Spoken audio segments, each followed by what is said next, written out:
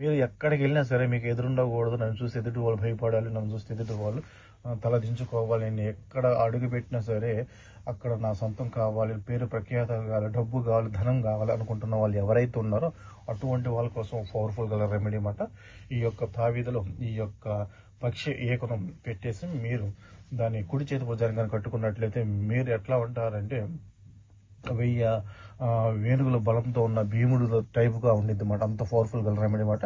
అయితే ఏమి పక్షి ఏక అంటే ఈ యొక్క పక్షిని మీరు చంపకూడదు, మరి చంపకుండా అది ఆ ఏకలో మీకు దొరికినప్పుడు మాత్రమే తీసుకొని మీరు దాన్ని ప్రయోగం చేయాలి. అంతేగాని దాన్ని చంపి మనం తీసుకోవడం వల్ల మీకు అది పని చేయదు అన్నమాట. అది వచ్చేసి గ్రద్ద యొక్క ఏకలను మీరు ఎక్కడ దొరికినప్పుడు ఒక ఏక తీసుకొని దాన్ని కట్ చేసేసి ఒక తాయిదలో పెట్టేసేయండి.